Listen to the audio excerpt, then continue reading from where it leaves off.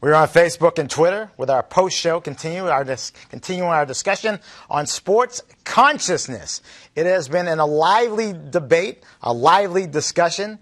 Dr. Cooper, sports consciousness, professional athletes now making millions and millions of dollars, becoming really in themselves billion-dollar corporations. And now between Black Lives Matter and all the things that have happened in our society over the last couple of years have been empowered and have been supported when they step up and say something. How big of a time is this in the world of sports for people of color? I think it's a tremendously significant time. I think the major difference, and Dr. Harry Edwards has said this in his work, is that the access to technological tools to resonate messages internationally is at the highest level ever. You know, in the past, we had to rely on radio, newspaper, television. Now, with the click of a tweet, you can resonate a message about a racial injustice taking place in a small town of Kenosha, Wisconsin. So I think that we know historically Black athletes' mobilization efforts have mirrored the broader social movements that were taking place. So during the Civil Rights Movement, you had Bill Russell, Kareem Abdul-Jabbar, Wilma Rudolph, obviously Muhammad Ali. In the Black Lives Matter movement, we've had Venus and Serena Williams, LeBron James, Colin Kaepernick. So we know that whenever our society is very much in a heightened level of critical consciousness, the sports world oftentimes is not too far behind in terms of initiating those efforts as well. Yeah, to me, it's a game changer when you see, Mahomes, Saquon Barkley, all some of the bigger stars of the league when they're speaking out, and they really put some real pressure on the leagues to do something. Long overdue, and I just don't think, to me, that the players understand fully, because they do make so much money, but they are the leagues, and that how much power they do have. End of the day, money brings the power, right? You have a voice if you have the dollars. Oh, absolutely. I mean, as we were talking about during the show, I mean, being an owner is a very powerful position to be in. I mean, it's more powerful than the players. I mean, you can always cut a player. As the best players say, they walk into that building every day realizing there's a sign that says "Help Wanted." They can be replaced at any time if the owner chooses to lose that revenue from that particular player. But the idea that you are valuable to a team, that you understand the leverage that you have, that's where the new powers come in. And that's where, Mahomes, for example, exercising as much as he has so far, his power against the use of a Native American related name. The big power, where the money is, look at Federal Express and the power they asserted against the Washington Football Club to get rid of that racist name. So yes, money is power. That's something you thought you would never see. I mean, they fought and fought and fought, right? But there you go. They're still kind of in search and limbo now, but they have gotten rid of that name of the Redskins. Dana, when you were, coming up, the 9 of you got together and said you were going to make this stand. I mean, how hard were those days? How hard was that time for you as someone of color, someone who's on campus, likely probably the first one in your family to go to college? How big of a burden was that for you and your brothers? Chris, you hit the nail on the head. Not likely. I was the first person in my family to go to college. And the hard part wasn't what we wanted to do and what we were going to do. The hard part was dealing with our family and our community. I had both my grandmothers on the phone crying because they weren't going around the neighborhood bragging that, their grandbaby was playing football for Syracuse. They were bragging, my grandbaby's going to college. He's going to get a college degree. So they were concerned about that, but we were younger, and there I am 60 pounds ago. We were younger guys, and we were determined to do something about what we thought was wrong. Not only wrong for us, but wrong for generations to come. And I think that these young athletes are focused on some of the same thing. I hope they are, and I'm confident that they are. But I just want to go back to one of your questions about, are we in a better place? And I like to quote, because I've been asked that question a number of times as well. I like to just quote a old Southern minister who said, we ain't what we want to be. We ain't what we're going to be. We ain't what we ought to be. But thank God we ain't what we was. So the categoric answer is yes, we're in a better place. We have a lot further to go, period. But let's keep in mind, this race thing in America is never going to go away. There is no finish line. You know that there are always going to be racist people in America, and we're going to have to deal with them. Not all of America. I'm not saying all of that. I'm not one of those. But there's always going to be an element of that we have to deal with. And there's going to be resistance all the way, and we have to tactically deal with it. Is there a sense of pride when you see some of the athletes on, Power 5 conferences, colleges, major sports athletes, when they're getting involved? Because basically, the roots are, the Syracuse 8. Well, we aren't the only folks who were speaking out in those times, but we stuck to it, and there was a book written about it. So that's why we get a little bit of shine nowadays, 50 years later. But yeah, there's a lot of pride in seeing young black men and women stepping up and taking a stance, even though they have gotten the opportunity to play and make the money. You see, you have to remember what we were fighting about is just to play. We were fighting about play. Guys, do you realize that Michael Jordan, arguably the greatest basketball player of all time, when I came out of high school in the late 60s, he wasn't going to play for North Carolina. I don't care how good a football player you were. You weren't going to play for Alabama. So the point, times have changed. So yes, it's better than it was yesterday. And we're going to get even better with all the challenges. We know we just had a black president for 8 years. And for somebody of my generation, I'm telling you, when you see that, sure, I never thought you'd see that. So we're going to get there. I never thought Massachusetts would elect a black governor. That was before we had the black president. I didn't expect to see any of that. And I certainly didn't expect to see someone like LeBron James be able to, or even Colin Kaepernick be able to. Well, Colin Kaepernick kind of got what I expected him to get.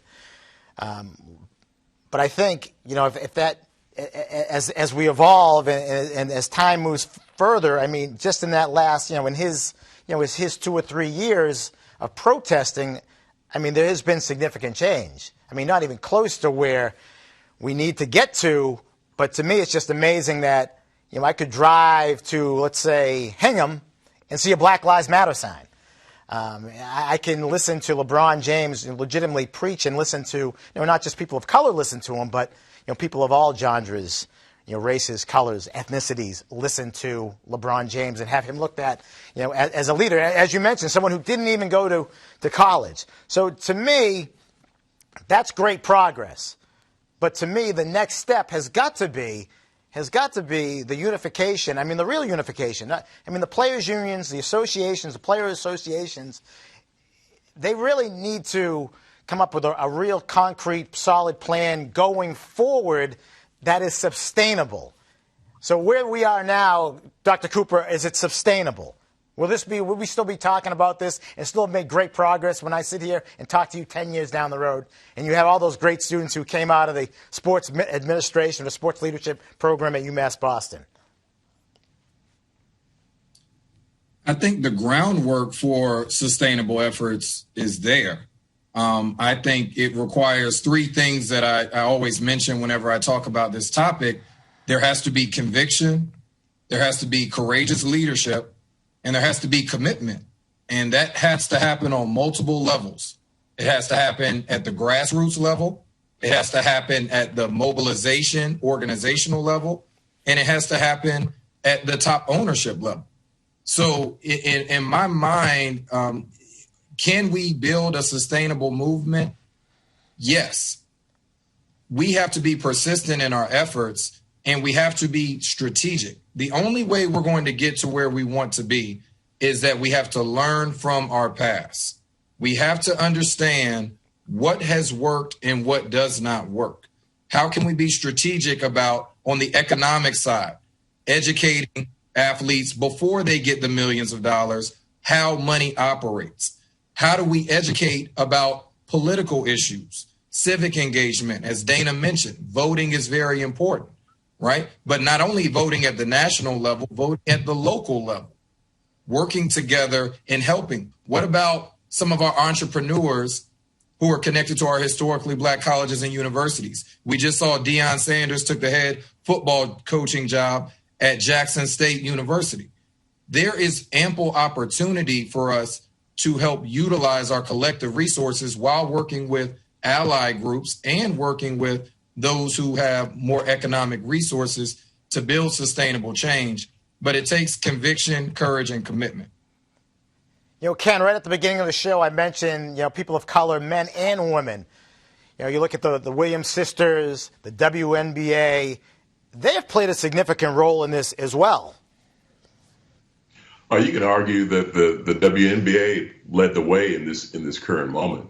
That they certainly stepped up with the string of murders of African American men by police. The Minnesota Lynx was certainly at the forefront even before LeBron and the Miami Heat and those actions took place. So it is a very important. And you talk to people from '68, for example, and they talk about the presence of Black women. Wyoming Attias, they gave their medals to Carlos and Smith. Their relay took place after their victory stand protest, and they spoke up. They want to speak up a lot more too. But Dana's been very conscientious throughout to make sure we mention women as we go. But their role in all this, and Venus and Serena certainly with equal pay for women overall. Breonna Taylor's presence throughout sport, especially in women's sports, and remembering her name. The emphasis that they placed on her case to say there's an equivalency here that we need to keep in mind.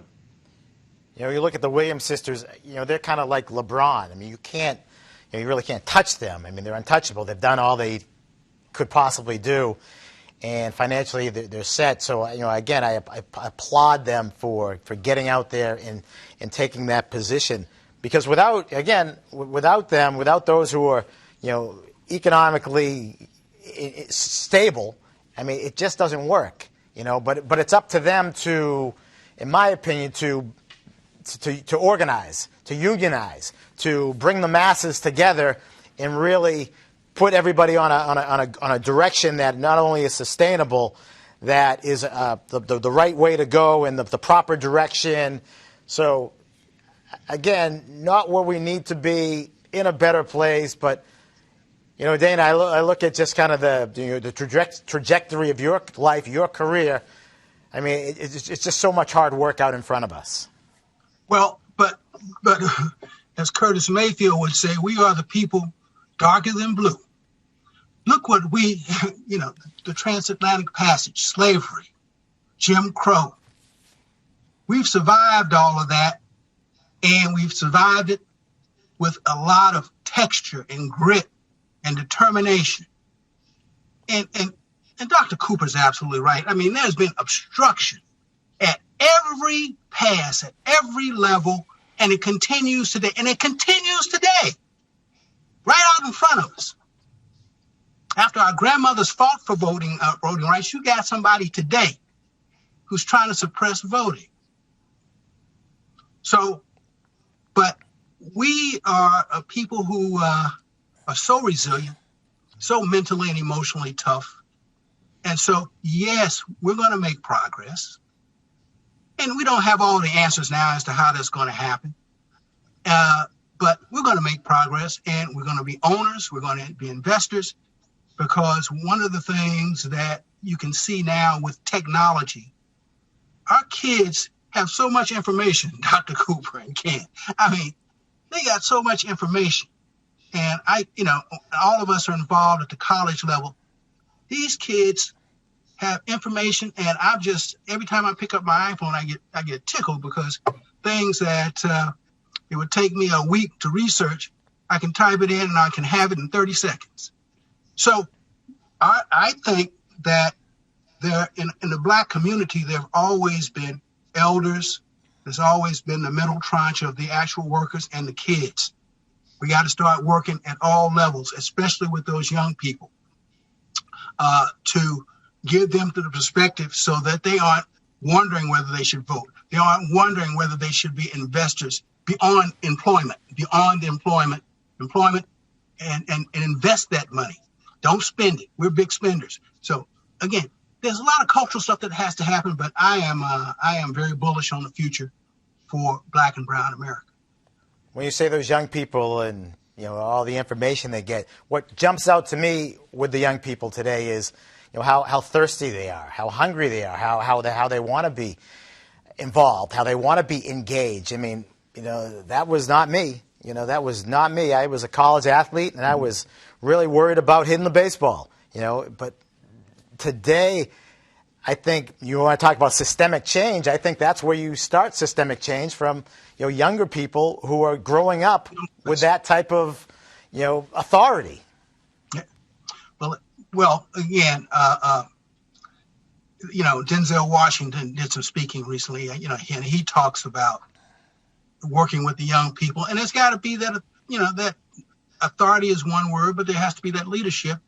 And in the community I grew up in 50 years ago, there were a lot of men around, fathers, uncles, coaches, community leaders. But women are stepping into that role now as well. They always have been, but now they're being acknowledged for stepping into those roles. But focusing that energy, focusing that access to information, global information, and focusing that in a way that helps our folks in America. Yeah, and Chris, well said. Go ahead. I don't want for you to belittle you focusing on that baseball. That led to opening up opportunities not only for you but other African Americans in the sport of baseball. And now look at the work that you're currently doing. And this is what I was trying to make the point earlier, is that all of us play a part in different ways, and in some ways it may be visible and more celebrated. So maybe you weren't at the front of the line taking a knee, but by you playing baseball and you advancing your career and you utilizing your resources, now look at where you are in the platform that you have to ignite change, where somebody like Kaepernick may not be able to be in the position where you are. So this is where I think if we can make space for everybody in our community to engage in change in different ways, that's where the real teamwork comes in. I think sometimes from a sport analogy, we're only celebrating the Terrell Owens type touchdown, right? Or the Michael Vick type play, but we're not celebrating those in our community who are the offensive line.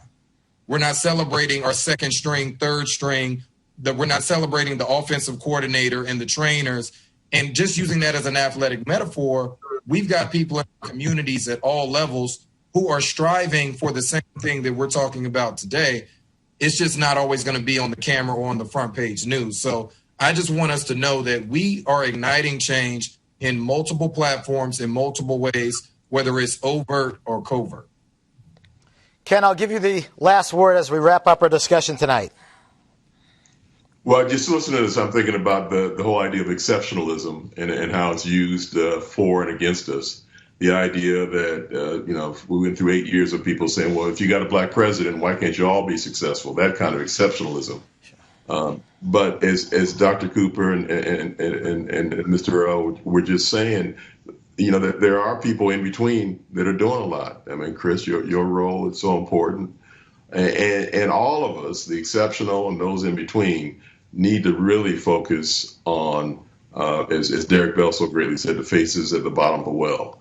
The people that are the direct descendants of slavery that are still in our cities, that are not given the opportunities, that are forgotten about, and all the data that's skewed about success that we have. frankly, looks at those people in the middle, looks at those exceptionals, and looks at people that were not the victims of slavery in the United States and recent immigrants and otherwise. So there's a lot of work to do, and there's a lot of obfuscation that goes on in terms of how much success we've had, and there are a lot of forgotten people that we need to remember. Gentlemen, I appreciate the conversation. I guess at the end of the day, I'm just really, for a father of two girls in 4th and 6th grade, I just want them to be able to go to school. And if they want to speak on something, whether it be about color or race or inequalities, that they're empowered to do so. That's going to do it for Facebook Live and our Twitter. This is Basic Black. Have yourself a great day and a great weekend. See you soon, everybody.